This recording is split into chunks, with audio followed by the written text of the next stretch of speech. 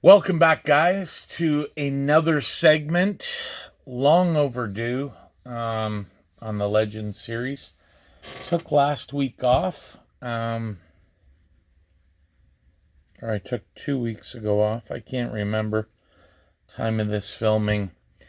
Just long overdue, and many people consider, when you talk about the greats of the game of hockey, you talk about Orr, Hull, Howe, Sawchuk, Gretzky.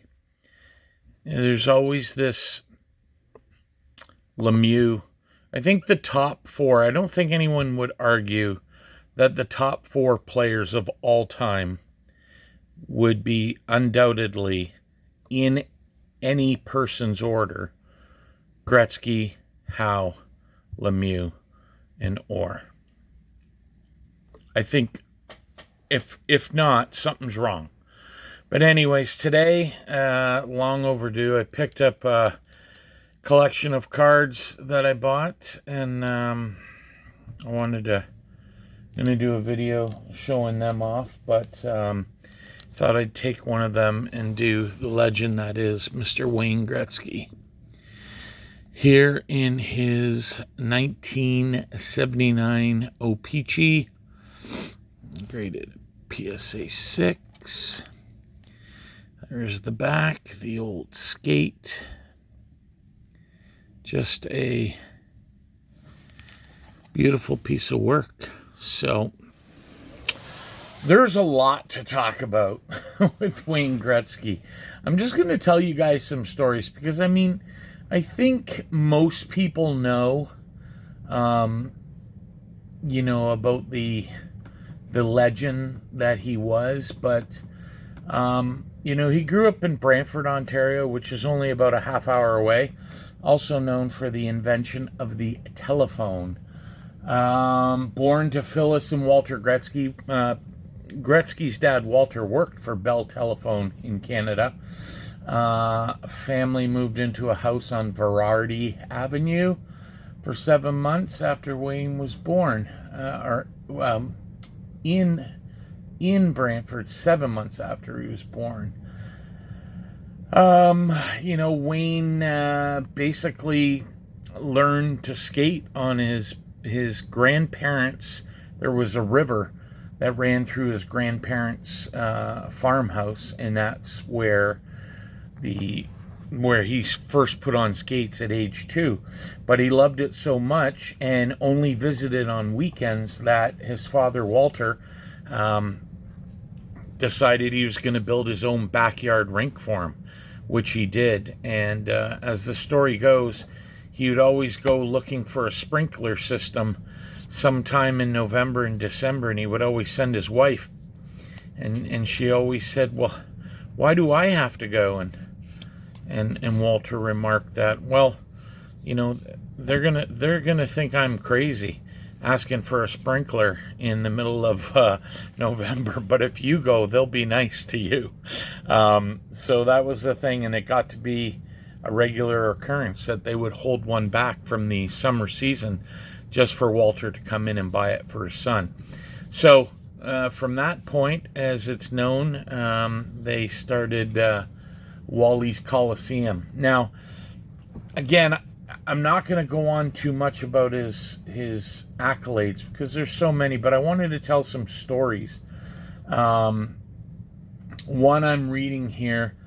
When Gretzky was 6, the team he played on was composed of 10-year-olds. That's how advanced he was. And according to his coach, Dick Martin, Wayne was so good that you could have a boy of your own who was a tremendous hockey player, and he'd get overlooked at the age of 10 by a 6-year-old Gretzky as to what he was doing.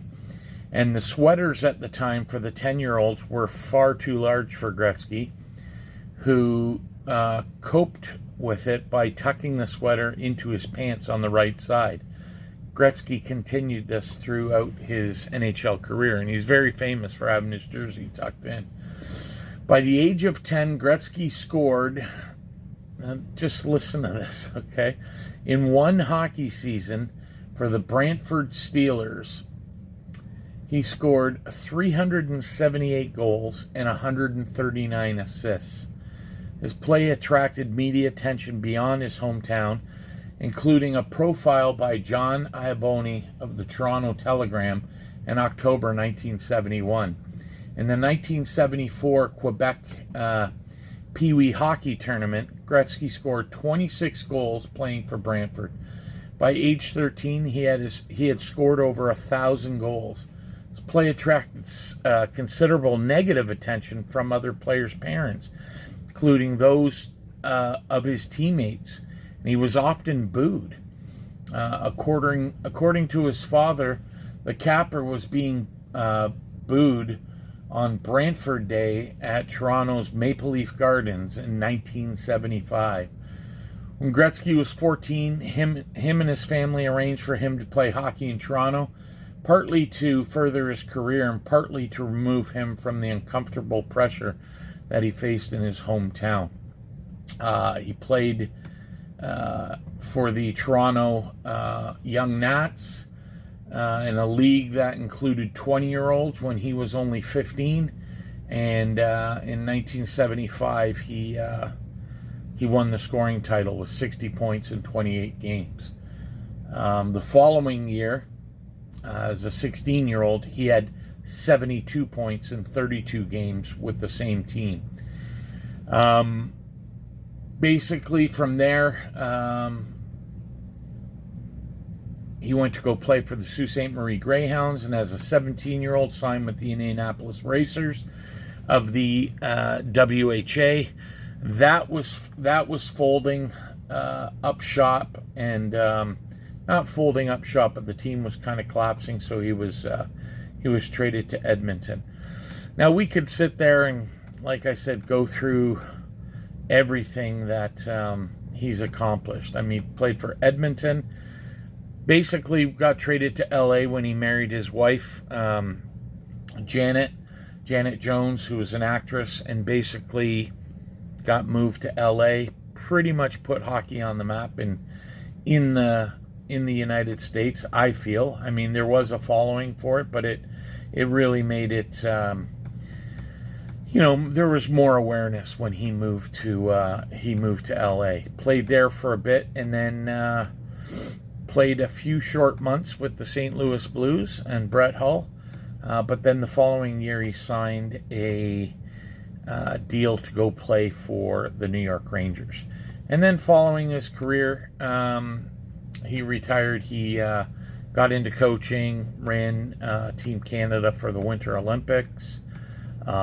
He's got a winery in Niagara-on-the-Lake, which also is not far from me. My wife and I frequent it quite a bit. It's a pretty cool spot. In the wintertime, in the summertime, they have a pond with the big silver 99 on it. And in the wintertime, it becomes a pond, and you can go public skating out there. And they have a little mini Zamboni that cleans the ice every once in a while. But again, let's just talk about his WHA total. So he only played 80 games as a 17-year-old. Okay? 80 games, as a 17 and an 18-year-old. He played eight games for Indianapolis and 72 for Edmonton. All in the same year. And in 80 games, he had 110 points, 46 goals, 64 assists. 17 years old, playing against grown men. NHL totals, 894 goals. It's the most. 1,963 assists for a total of 2,857 points. Now, I didn't double check this. However, I'm pretty confident I knew this stat. If you took away Wayne Gretzky's goals, all his goals, all 894, he would still be the leading point getter in NHL history, just on his assists alone with 1,963. I should have probably looked that up to verify it, but I have read that several times, and I do believe it to be true. I don't think anyone has eclipsed that part. As far as international play, I mean, he's represented the World Juniors for Canada in 1976. He was in the Canada Cup 4 different times. He played in the World Championship once, the World Cup of Hockey in 96, and the Olympics in 1998.